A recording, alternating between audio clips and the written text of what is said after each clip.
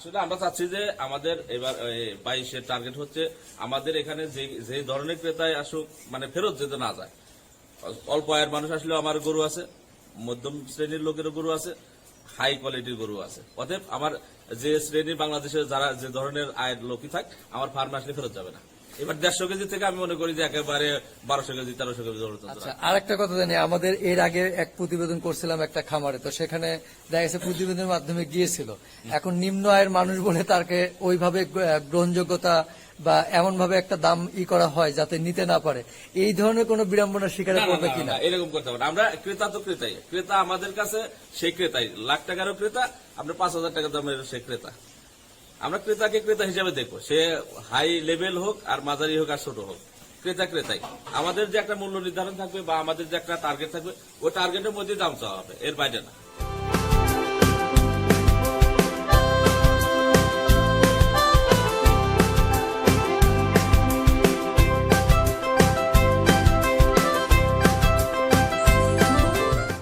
সুপ্রিয় দর্শক, আসসালামু আলাইকুম। নতুন আরেকটি পর্বে আপনাদেরকে স্বাগত জানাচ্ছি। তো যারা আমাদের প্রতিবেদনটা দেখছেন দেশে এবং প্রবাসে, তাদের সবাইকে অসংখ্য প্রীতি ও শুভেচ্ছা জানিয়ে শুরু করছে আজকের আরেকটি পর্ব। তো আমরা এই পর্বে মূলত দেখাবো যে 2022 কুরবানি উপলক্ষে যারা সাধ্যের মধ্যে দেশি গরু ক্রয় করতে চান, দেশি ষাঁড় গরু, তো তাদের জন্য এই প্রতিবেদনটা। আর এইখানে একদম 100% অর্গান মুক্ত প্রস্তুত করা হয় এই গরুগুলো। দেখতে পাচ্ছেন যে খুবই ছোট ছোট সাইজের, বিশেষ করে যারা একা সিঙ্গেল ফ্যামিলি কুরবানি দিতে চান, এবং ছোট গরুগুলো কিন্তু মানুষের অনেকটা পছন্দের গরু। তো দেখতেই পাচ্ছেন, আমরা ঘুরে দেখানোর চেষ্টা করছি, আমরা জানবো এই দেশি গরুগুলো সম্পর্কে। তো দেখতে পাচ্ছেন আমরা এখনো রয়েছি সেই ওসামা অ্যাগ্রোতে, আমরা বিস্তারিত জানবো এবং অ্যাড্রেস এবং অনুমান ওজনগুলো জানার চেষ্টা করব। তো দেখতে পাচ্ছেন দর্শক, যারা আসলে হাটের বিড়ম্বনা থেকে বাঁচতে আগে থেকে কুরবানির গরু কিনে রাখতে চান বা কুরবানির সময় কিনতে চান, তো তারা কিন্তু চলে আসতে পারেন এই খামারে। দেখতে পাচ্ছেন যে খুবই সুন্দর সুন্দর সংগ্রহগুলো, ছোট হলেও কিন্তু দেখতে অনেকটা সুন্দর এবং খুব যত্ন সহকারে এখানে গরুগুলো লালন পালন করা হয়। তো চলুন আমরা কথা বলি সেই ভাইয়ের সাথে, এই দেশি গরুগুলো সম্পর্কে একটু বিস্তারিত জানার চেষ্টা করি। ভাই আসসালামু আলাইকুম। ওয়ালাইকুম আসসালাম। যে আবারও চলে আসলাম আজকে। তা আমরা এই পর্বে মূলত দেখাবো দেশি গরু যাদের পছন্দ নিয়ে, আসলে সেই দেশিগুলোর সম্পর্কে একটু কথা বলবো। তা আমরা দেখতেছি যে অনেক দেশি গরু সংগ্রহ করেছেন, ছোট ছোট বা মানুষের পছন্দের যে সাইজগুলো, আসলে বিশেষ করে সিঙ্গেল ফ্যামিলি যারা কুরবানি দিতে চায়, তো তাদের জন্য আপনারা অনেকটা সংগ্রহ করেছেন। তো এগুলো কোথা থেকে সংগ্রহ করেছেন? এগুলো বিভিন্ন হাট থেকে সংগ্রহ করা আমাদের। এগুলো একেবারে পিওর দেশি গরু, আমাদের খাস বাংলার গরু যেগুলো গরু বলা হয়, এই গরুগুলো আসলে সেটাই। অনেক সুন্দর সুন্দর গরু কিন্তু আমাদের, এগুলা অনেক সুন্দর এবং ভালো। এগুলোর চাহিদা কেমন ক্রেতাদের? এগুলার চাহিদা বলতে, এগুলা যে আপনি যে একটা কথা বললেন যে সিঙ্গেল ফ্যামিলি বা একা কোরবানি দিতে চায়, সাধারণ আয়ের উৎস সাধারণ আছে, তারা এককভাবে এই গরুগুলা কোরবানি দিতে পারে। আচ্ছা, আমরা একটু গরুগুলো দেখে, যে দেখতে পাচ্ছি এটা কয় দাঁত হয়েছে? এরা 2 দাঁত, সবগুলাই 2 দাঁত। সবগুলো 2 দাঁত। এটা কতটুকু ওয়েট হতে পারে? এটা 200 কেজি আপ আছে। 200 কেজি আপ আছে। সব 200 কেজি, 180 কেজি এরকম হবে। কতদিন আগে স্কেলিং করা? এই 7 তারিখে।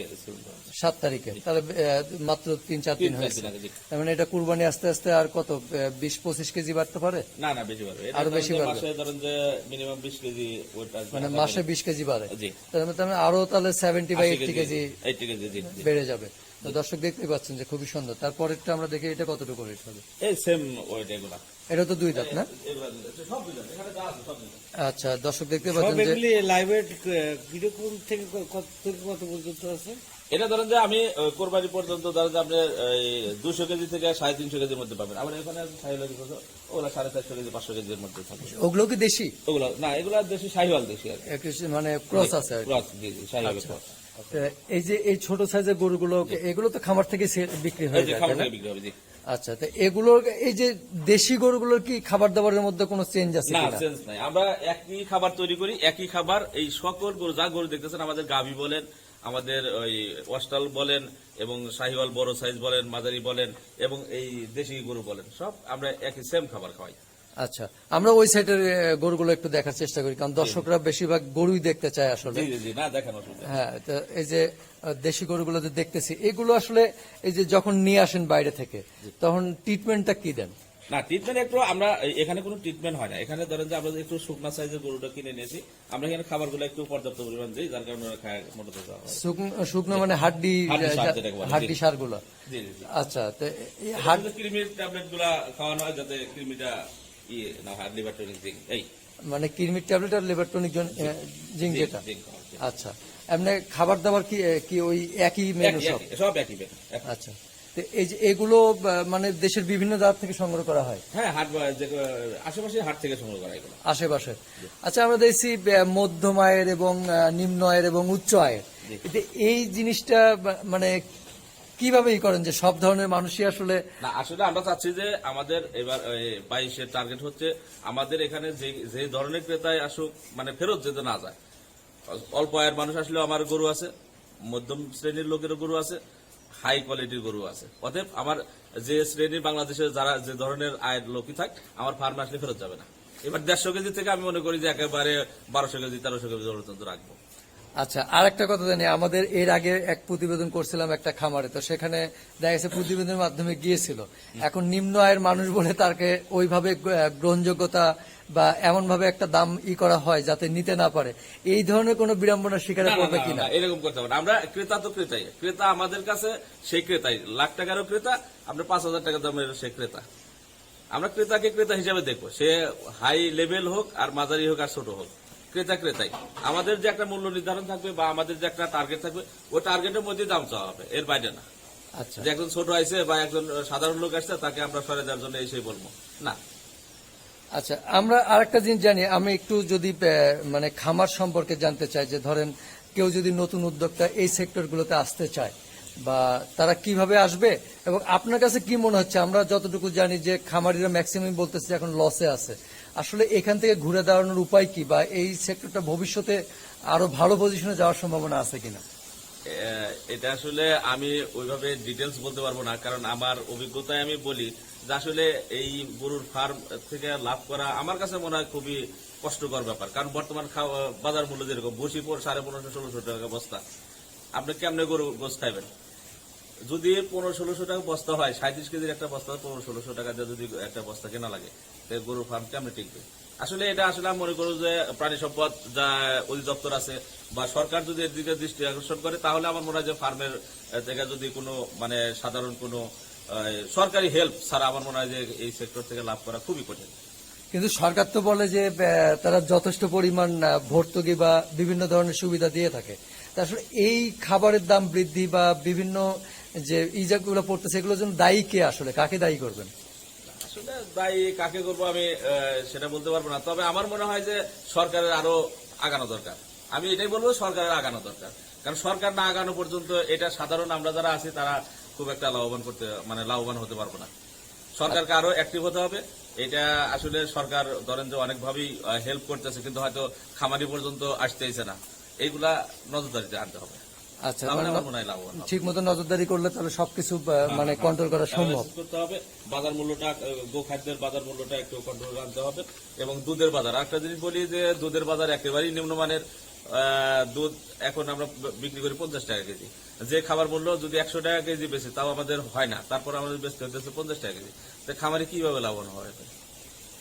আচ্ছা, আরেকটা যেটা হলো যে ধরেন এই যে খামার যে আসলে যদি ধস হয়ে যায়, তা আর বিদেশি গরুর যে আমদানিটা, এইটা কোনোভাবে আটকানো সম্ভব কিনা, বা দেশের মানুষের চাহিদা মিটাতে গেলে আসলে কি করণীয়? আসলে বিদেশ থেকে গরু আনার কোনো প্রয়োজন আমি মনে করি না। বাংলাদেশের যে গরু আছে এই গরু দিয়ে আমার মনে হয় যে বাংলাদেশের যে মিটের চাহিদা, এটা আমার মনে হয় যে ফিল আপ হবে যদি সরকার আরো নজরদারি দেয়, এবং বাজার গোশতের যে বাজার, দুধের বাজার বিশেষ করে দুধের বাজারটা একেবারেই নিম্নমানের, এটা কন্ট্রোল করতে হবে। এটার বাজারটা বৃদ্ধি করানোর ব্যবস্থা করাতে হবে, কারণ একটা গাভী 10 লিটার 12 লিটার দুধ দেবে, তার খাওয়ানোর যে খরচ, খাবার যে খরচ, এই খরচটা আসলে অনেকটাই বেশি, যা দুধ বিক্রি করার মাত্র 50 টাকা কেজি। এটা কেমনে সম্ভব? এটা আসলে আমি সর্বোপরি বলবো সরকারকে আগাইতে হবে, আর কোনো দিক দিয়ে সম্ভব না। কারণ আমি আপনি হয়তো শ্রম দিতে পারবো, তার বাইরে কিছু না, খাবার তো আমাকে কিনতে যেতে হবে বাজারে। আমরা গত কুরবানিতে দেখেছি যারা বিশেষ করে প্রান্তিক খামারি, গরিব খামারি, অনেক কষ্ট করে অনেক যত্ন করে একটা বা দুটা গরু তারা লালন পালন করছে, তো তারা দীর্ঘদিন সময় লাগছে বা অনেক যত্ন দিতে হয়েছে, তো তারা দেখে গেছে যে হাটে অনেক ক্রেতা এসে দাম বলছে, এখন ওরা ওইটা ধরে বসে আছে, দাম হয়তো আমার আরো বৃদ্ধি হবে, কিন্তু সেই ক্রেতার আসে নাই। এইভাবে বসে থাকতে গিয়ে তারা অনেকটা মানে কি বলবো যে চোখের জলে বা মানে এইভাবে নিয়ে তারা হাত ত্যাগ করছে বা অনেক গরু মারাও গিয়েছে। এই ক্রেতা এবং বিক্রেতা উভয় সম্পর্কে আপনার কি বলার আছে? এখানে আমার বলার আসলে তেমন কিছু নাই, তারপরে বলি যে আসলে একজন প্রান্তিক খামারি বা একজন কৃষক দুইটা বা একটা গরু পালে, গরুটা ধরেন যে 800 কেজি 900 কেজি বা 1200 কেজি পর্যন্ত হইলো, তখন সে দাম যখন বাজারের যা দাম বলে তখন সে আকাশচুম্বী দাম চায়। এটা যেমন তার ভুল, কারণ একটা বাজার সবাই কিন্তু বাজার জানে যে গরু গোশ কত কেজি, 600 টাকা কেজি 650 কেজি বা 700 টাকা কেজি।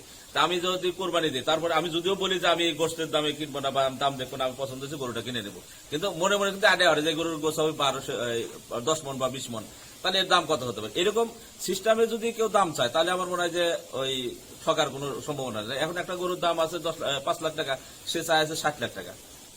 এরা যেমন চাওয়া তার ভুল, আবার একজন 60 লাখ চাইছে এরা দাম আরো বাড়ায় দেয়, তাকে উপরে মনে ফেলায়। তার মনে করি যে উভয় পক্ষকে সমঝোত হতে হবে এবং দাম বাজার মতো দাম চাইলে আমার মনে হয় কেউ ঠকবে না বা এরকম কান্নাকাটি হবে না। আচ্ছা, আমি একটা জিনিস যেটা যে একটা গরু লালন পালন করতে গেলে তার দৈনিক খরচ ধরেন বড় গরুর ক্ষেত্রে কত হতে পারে আসলে, তারা যে দামটা চায় সেটা তো একটা বিবেচনায় থাকা উচিত। সেটা বিবেচনায় থাকা উচিত। একটা গরু ছোট থেকে লালন পালন করতে গেলে একটা গরু যদি আপনি 1000 কেজি বা 1200 কেজি করতে চান, তাহলে 3 বছরের নিচে কিন্তু 1000-1200 কেজি ওজন হবে না। 3 বছর লালন পালন করতে গেলে বাজার মূল্য হিসেবে অনেক কিন্তু দাম হয়। দাম যে একেবারে যে নাই তা না, কিন্তু যে দাম আছে ওই দামের মধ্যে আসলে বাজার মূল্য হিসেবে দাম চাইতে হবে। এটা হলো আমার মুখ কথা, যে আমার বাজার কত। যদি বাজার মতো দাম না চায় তাহলে ওইরকম বিড়ম্বনার শিকার। তারপরে একটা গরু তো মিনিমাম দেখা গেছে যে দৈনিক 350, 400 বা 500 টাকাও খেতে পারে। হ্যাঁ, খেতে পারে। আবার অনেকে আছে যে আপেল কমলা খাওয়ায়, যে এটা আপেল খাওয়ায়, এটা কমলা খাওয়ায়, এটা এই খায়, এগুলো না। গরুর আসলে ন্যাচারাল খাবার যেটা ঘাস, ঘাসটা আসলে আল্লাহ তাআলা গরু তৈরি করছে ঘাস খাওয়ার জন্য। এই যে দানাদার খাবার কিন্তু আল্লাহ তাআলা গরুর জন্য তৈরি করে নাই, তৈরি করছে শুধুমাত্র ঘাস। গরু ঘাস খায়, আমরা ছোটবেলায় পড়ছি গরু ঘাস খায়। এখন গরু আপেল কমলা খায়। যদি আপেল কমলা খাওয়ান তাহলে তো গরু 60 লাখ 70 লাখ দাম চাইবেন আর একজন ওইভাবে বলে দিব। আচ্ছা, এইখানে আমার একটা প্রশ্ন, সেটা হলো এই যে 1200 কেজি করতে একটা সাইজ নিয়ে ছোট থেকে বড় করতে গেলে সেটা আনুমানিক কত টাকা খরচ হতে পারে একটা গরুর পিছনে? একটা গরুর পিছনে আসলে গরু যদি সে বাছুর ক্রয় করে, তাও ধরেন যে 1 লাখ টাকা দিয়ে একটা বাছুর ক্রয় করলো, আবার 3 বছর পালা লাগে। 1200 কেজি হলে 3 বছর 3.5 বছর তাকে পালতে হয়। তাতে এভারেজে দৈনিক ধরেন যে খরচ 450-500 টাকা পড়ে যাবে। এই হিসাবে এভারেজে। তার মানে মোটামুটি একবারে যে ফেলে দেওয়ার মতো তাও না, মানে দাম তো অবশ্যই আছে। দাম তো অবশ্যই আছে, কিন্তু আমি মানে একটা হলো খামখেয়ালি দাম, যে আমার গরুর দাম বাজার মূল্য হবে ধরেন যে 5 লাখ বা 10 লাখ টাকা। ধরেন 10 লাখ টাকা হলে আমি যদি 40 লাখ টাকা চাই, তাহলে এটা আসলে খামখেয়ালি যাওয়া হবে। আমার চাইতে হবে 10 লাখ টাকা যদি দাম হয় আমি 15 লাখ টাকা চাইতে পারি, এর বাইরে না। 15 কি 18 লাখ? 18 লাখ চাইলে 15 লাখের 4 লাখ, হ্যাঁ এরকম। কিন্তু আমি যদি দাম চাই 60 লাখ 10 লাখ টাকা গরু, তাহলে তো আসলে ওই যে মাঝে মাঝে এরকম কান্নাকাটি হবেই। আচ্ছা, ঠিক আছে, আমরা আশা করি যে আসলে উভয়কেই এই বিষয়ে চিন্তা করতে হবে, সাথ দিতে হবে, মানবতা ঠিক করতে হবে, মানবতা ঠিক রাখা লাগবে। তাহলে আমার মনে হয় যে সবাই ব্যবসা করে খেতে হবে, আর নয়তো এরকম কান্নাকাটি মাঝে মাঝে দেখা যাবে।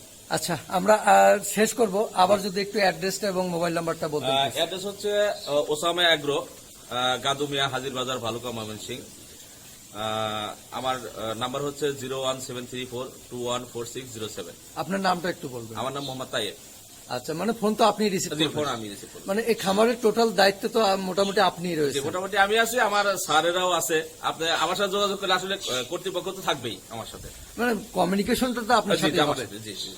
তো ঠিক আছে ভাইজান, আপনাকে অসংখ্য ধন্যবাদ আমাদের মূল্যবান সময় দেওয়ার জন্য। জি, আসসালামু আলাইকুম। ওয়ালাইকুম আসসালাম। প্রিয় দর্শক, আপনারা শুনলেন বিস্তারিত আসলে যে কেন এই খামার থেকে গরু ক্রয় করবেন বা কেনই বা এখানে আসবেন, উনি কিন্তু বিস্তারিত বলেছেন। তো তারপরেও আপনার সরাসরি এসে দেখে ক্রয় করতে পারবেন। তো যারা 2022 কুরবানি উপলক্ষে আগে থেকে ক্রয় করতে চান গরু, তারা চলে আসতে পারেন এই খামারে। এই প্রতিবেদনটা দেখে যদি আপনাদের ভালো লেগে থাকে তাহলে আমাদের সার্থকতা। সামনে সবার মাঝে লাইক, শেয়ার, কমেন্ট করে বিলিয়ে দেওয়ার চেষ্টা করবেন এবং মানুষের পাশে দাঁড়াবেন, উপকারে হাত বাড়িয়ে দেবেন। আজকের মতো দর্শক এখানে শেষ করছি। সবাইকে অসংখ্য ধন্যবাদ।